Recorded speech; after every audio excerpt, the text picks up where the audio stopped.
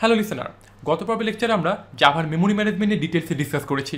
আমরা দেখেছিলাম যে যখন আমরা একটা ক্লাসের মধ্যে কোনো ইনস্ট্যান্স ক্রিয়েট করি বা কোনো অবজেক্ট ক্রিয়েট করি, অথবা কোনো ক্লাসের মধ্যে যখন আমরা class level variable, instance variable, local variable, কোনো মেথড বা ফাংশন যখন আমরা ডিক্লেয়ার করি, তখন ব্যাকএন্ডে অ্যাকচুয়ালি এগুলোর জন্য কীভাবে মেমোরি অ্যালোকেশনটা হয়ে থাকে, যে স্ট্যাক মেমোরি এবং হিপ মেমোরিতে। তো এইগুলো নিয়ে আমাদের কিন্তু অলরেডি সবার এখন কনসেপ্ট ক্লিয়ার। তো আজকের লেকচার থেকে আমরা একটু নতুন টপিক ডিসকাস করতে যাচ্ছি, সেটা হলো স্ট্যাটিক কিওয়ার্ড। তো আমরা কিন্তু অলরেডি স্ট্যাটিক কিওয়ার্ড ব্যবহার করেছি অনেকবার।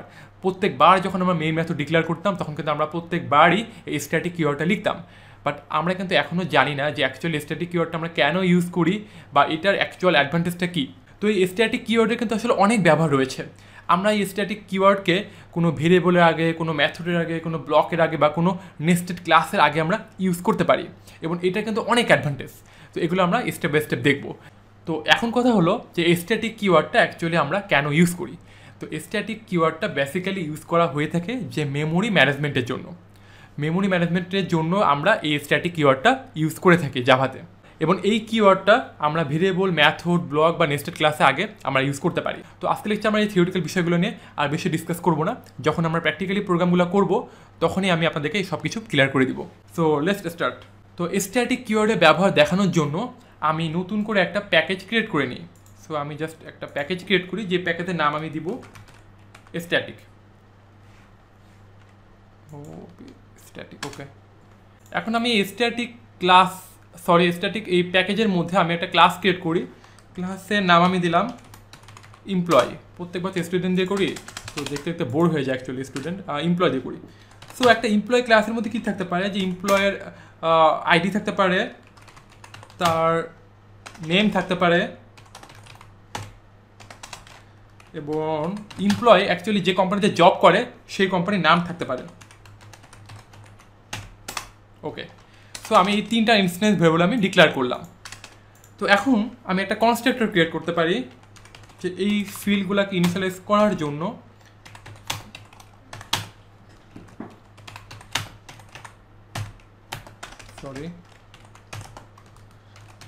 এবং স্ট্রিং কোম্পানি নেম। ওকে, কনস্ট্রাক্টর ক্রিয়েট করলাম, এবং এই কনস্ট্রাক্টরের মধ্যে আমরা এখন কী করবো, যে this dot ID equals to ID, কীভাবে this dot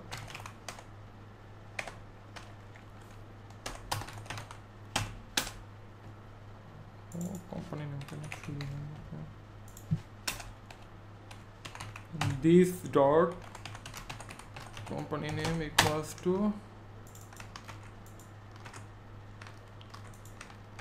company name. Okay. So আমি কনস্ট্রাক্টরও ক্রিয়েট করে ফেললাম। এখন আমি একটা মেথড ক্রিয়েট করি। মেথডের নাম দিলাম ভয়েড ডিসপ্লে ইনফরমেশন। সেম আগে যেভাবে মেথড ক্রিয়েট করতাম, যে মেথডের কাজ অ্যাকচুয়ালি হবে কি, যে প্রিন্ট করবে। সো এখানে প্রিন্ট করবে কি, যে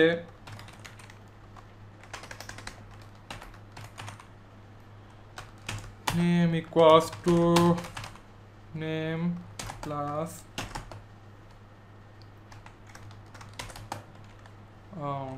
আচ্ছা আইডিটা দিয়ে দিই, সরি আইডিটা দেওয়া হয় না।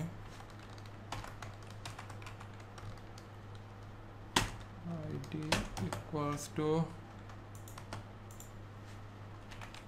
আইডি প্লাস, ওকে, অ্যান্ড এরপর হচ্ছে কোম্পানি নেম। সো হচ্ছে আমরা কোম্পানি নেমটা দিয়ে দিই। আচ্ছা কোম্পানি নেমটা এভাবে দিই।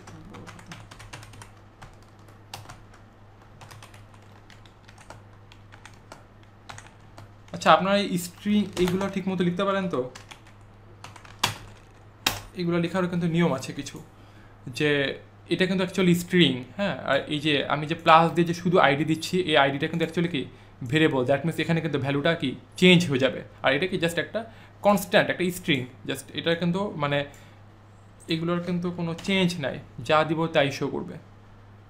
সো এগুলোকে আপনি সুন্দরভাবে লিখতে পারেন, যাতে করে হচ্ছে মানে ইউজার ফ্রেন্ডলি হয়, দেখে অ্যাকচুয়ালি প্রোগ্রামটা দেখে বোঝা যায়, আউটপুটটা যেন একটু সুন্দর করে বের হয়। তো অ্যাকচুয়ালি আমি এই কাজটাই করলাম। তো এখন আমি স্ট্যাটিক এই প্যাকেজের মধ্যে একটা ক্লাস ক্রিয়েট করবো আরেকটা, সেটার নাম আমি দিলাম টেস্ট এমপ্লয়ি, যেটার মধ্যে অ্যাকচুয়ালি মেইন মেথডটা থাকবে, এবং মেইন মেথডের মধ্যে গিয়ে আমি এমপ্লয়ি নিউ এমপ্লয়ি, যেখানে আইডি হিসেবে দিলাম আমি 101, এমপ্লয়ির নাম আমি দিলাম যে হিমেল, এবং কোম্পানি নেম আমি দিলাম মনে করেন যে এডিসন।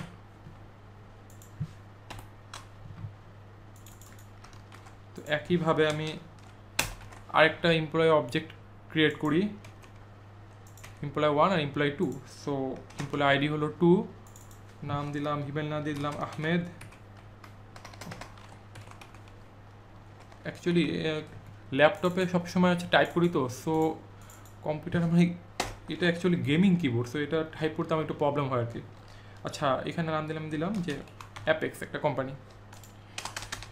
সো আমি দুইটা অবজেক্ট ক্রিয়েট করলাম যে, আচ্ছা এখানেও নাম আমি দিলাম এডিসন, বিকজ তারা তো একই কোম্পানির হচ্ছে এমপ্লয়ি, তাই না? এডিসন একটা কোম্পানিরই, কিন্তু তারা হচ্ছে এমপ্লয়ি, দুইজন এমপ্লয়ি, যে একজন এমপ্লয়ের নাম হলো হিমেল এবং আরেকজন এমপ্লয়ের নাম হলো আহমেদ। সো এখন আমি কি করি যে আমি এমপ্লয়ি 1 দিয়ে ডট দিয়ে আমি ডিসপ্লে মেথডটা কল করি।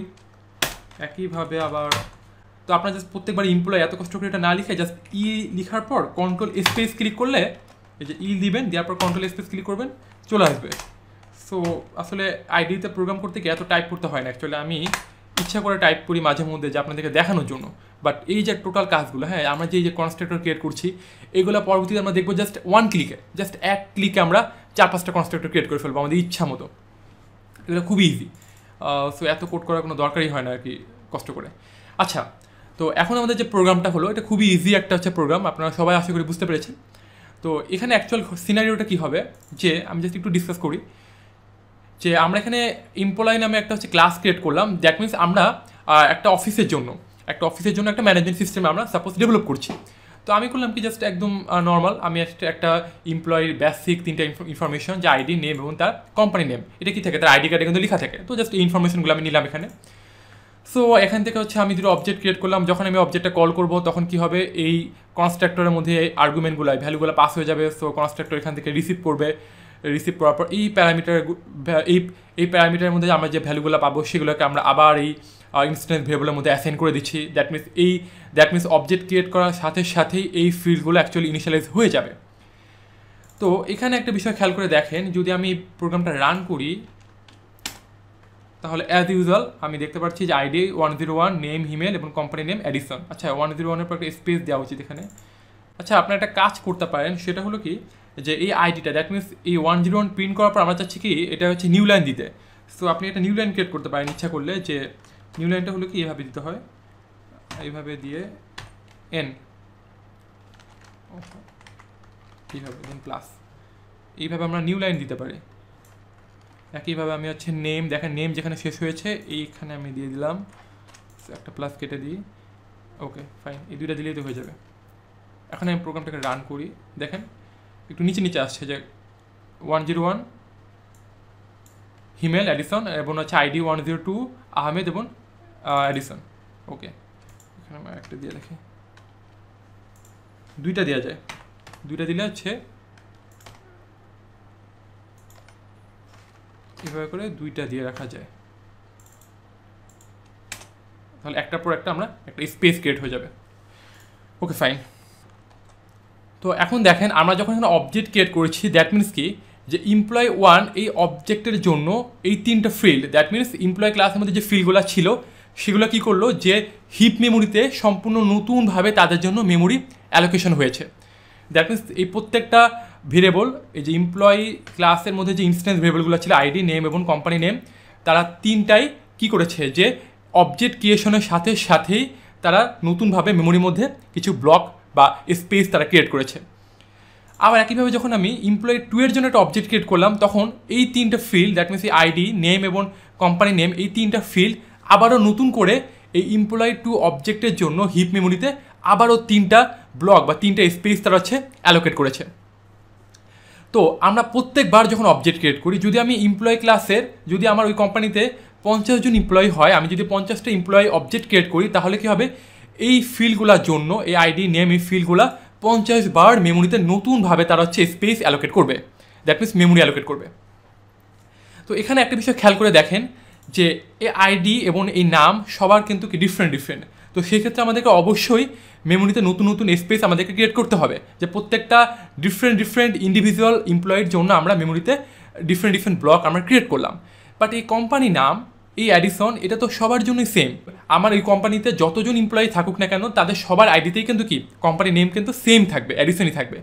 তো আমরা যদি কাজটা করতাম যে প্রত্যেকবার অবজেক্ট ক্রিয়েশনের সময় এই কোম্পানি নেমের জন্য নতুন করে স্পেস ক্রিয়েট হওয়ার দরকার নেই, আমরা চাচ্ছি যে একটু মেমোরি সেভ করতে, বিকজ আমরা হিপ মেমোরিতে এত বেশি স্পেস আমরা অ্যালোকেট করতে চাচ্ছি না। আমরা যদি একটা দুইটা ফিল্ডের জন্য যদি স্পেস আমরা সেভ করতে পারি, এটা কিন্তু অনেক বড় কিছু, যে আমাদের প্রোগ্রামটা অনেক ফাস্ট রান করবে, বা আমরা কিন্তু কখনই আউট অফ মেমোরি এই ধরনের এরর পাবো না।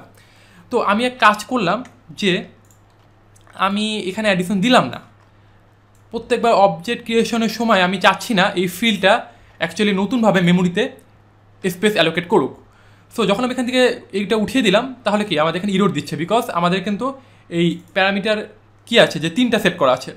তো আমি এখান থেকেও আমি উঠিয়ে দিলাম প্যারামিটার, আমার কোম্পানি নেম দরকার নেই, এখান থেকেও আমি উঠিয়ে দিলাম, দরকার নেই। দেখেন এখন কিন্তু কোনো ইরোর নাই, তো এই অবস্থায় যদি আমি এখন প্রোগ্রামটা রান করি, তাহলে আমি কোম্পানি নেম নাল দেখতে পাচ্ছি। এটা তো আরেকটা ঝামেলা হয়ে গেল যে কোম্পানি নেম এখন আমি দেখতেই পাচ্ছি না। তো আমি এখন চাচ্ছি যে কোম্পানি নেম যেহেতু সেম, সবার জন্য একই থাকবে, তাহলে আমি এটার জন্য একটা কমন স্পেস ক্রিয়েট করব, যে আমি মেমোরিতে একটা কমন স্পেস ক্রিয়েট করব, যেটা সব এমপ্লয়ি অবজেক্ট ওই কমন মেমোরিটা তারা শেয়ার করবে। যেমন আমি একটা রিয়েল লাইফ এক্সাম্পল দিই, যে আপনার ল্যাপটপ বা আপনার কম্পিউটারের যে এসএসডি বা হার্ডওয়্যার, এটা কিন্তু সম্পূর্ণ আপনার নিজের, দ্যাট মিনস আপনার ইন্ডিভিজুয়াল, আপনার পার্সোনাল প্রপার্টি, তাই না? আপনার ইনফরমেশনগুলো আপনি এখানে সেভ করে রাখেন। সো আপনার যদি 10 জন ফ্রেন্ড থাকে, তাহলে 10 জন ফ্রেন্ডের প্রত্যেকের ল্যাপটপে কিন্তু কি যে হার্ড ডিস্কটা বা এসএসডিটা থাকে, সেটা কিন্তু কি প্রত্যেকের পার্সোনাল মেমোরি, ইন্ডিভিজুয়াল মেমোরি।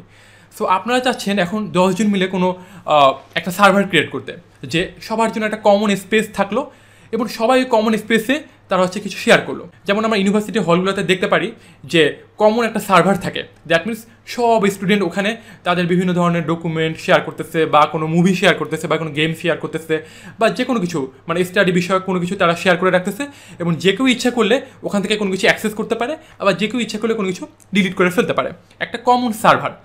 তো এতে করে কি হচ্ছে যে একটা কমন স্পেস ক্রিয়েট হচ্ছে, যেটা অ্যাকচুয়ালি সমস্ত স্টুডেন্ট ইউজ করতেছে। তো আমি চাচ্ছি এখানে এমন একটা কমন স্পেস ক্রিয়েট করতে মেমোরিতে, যেটা অ্যাকচুয়ালি সবগুলো অবজেক্টই ওই কমন ওই মেমোরিটা তারা হচ্ছে শেয়ার করবে।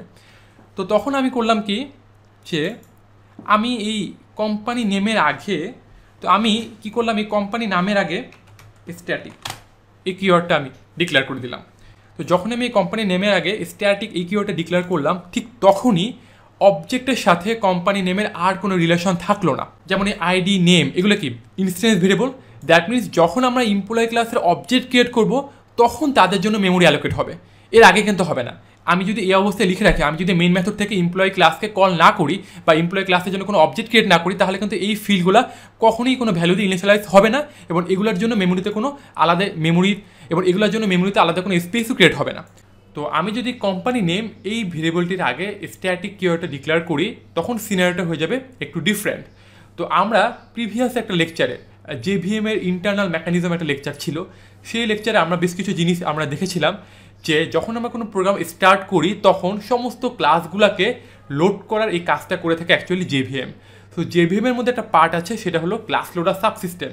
তো ক্লাস লোডার সাবসিস্টেম কী করে, একদম রান টাইমে সমস্ত ক্লাসগুলোকে JVM এ লোড করে দেয়। সো যখন সমস্ত ক্লাসগুলোকে JVM লোড করবে একদম রান টাইমের সময়, তখন এই স্ট্যাটিক ভেরিয়েবলগুলোর জন্য মেমোরিতে একটা স্পেস ক্রিয়েট হয়ে যাবে, এবং ওই স্পেস বা যেই মেমোরিটা অ্যাকচুয়ালি অ্যালোকেট হবে, সেইটাকে আমরা বলতে পারি একটা শেয়ার্ড মেমোরি, যেই মেমোরিটাকে সমস্ত অবজেক্ট রেফার করতে পারবে, দ্যাট মিনস শেয়ার্ড করতে পারবে, এটাকে বলা হয়ে থাকে অ্যাকচুয়ালি শেয়ার্ড মেমোরি। এবং এই ভেরিয়েবলটিকে অ্যাক্সেস করতে হলে আমাকে আর কষ্ট করে এই ক্লাসের জন্য আর কোনো অবজেক্ট ক্রিয়েট করতে হবে না, বিকজ অবজেক্টের সাথে এই ভেরিয়েবলে আর কোনো রিলেশন নেই।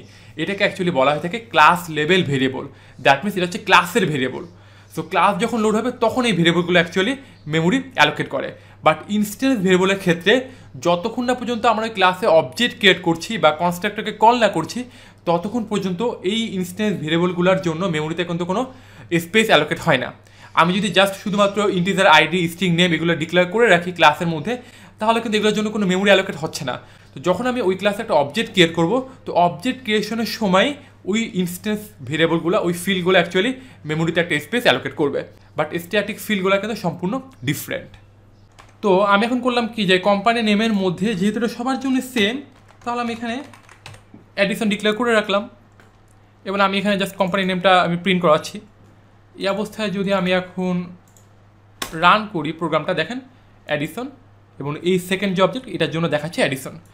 তার মানে কি হলো, জাস্ট আমরা এখানে ছোট্ট একটা কাজ করলাম যে আমরা দুইটা অবজেক্টের জন্য মেমোরিতে যে নতুনভাবে স্পেস অ্যালোকেট হচ্ছিল এই কোম্পানি নামের জন্য, সো এই বিষয়টা আর হলো না। অবজেক্ট ক্রিয়েশনের সময় শুধুমাত্র এই আইডি এবং নেম এই দুইটা ভেরিয়েবলের জন্য মেমোরিতে স্পেস অ্যালোকেট হবে, কোম্পানির জন্য স্পেস অ্যালোকেট হবে না। এটা কখন হচ্ছে, যখন এই ক্লাসটা অ্যাকচুয়ালি লোড হচ্ছে, ক্লাসটা লোড হওয়ার সাথে সাথেই এই কোম্পানি নেম এই ভেরিয়েবলটা অ্যাকচুয়ালি মেমোরিতে স্পেস একটা অ্যালোকেট করে ফেলছে। তো এটাই হলো স্ট্যাটিক কিওয়ার্ডের অ্যাকচুয়ালি মেইন অ্যাডভান্টেজটা। তো এটা কিন্তু আরও অনেক অ্যাডভান্টেজ আছে এবং আমরা স্টেপ বাই স্টেপ সবগুলাই দেখবো। সো আজকের লেকচারে এতটুকুই, এবং নেক্সট লেকচারে আমরা স্ট্যাটিক নিয়ে আরও অনেক কিছু দেখবো। So stay connected with me to see my next lecture. Thank you again.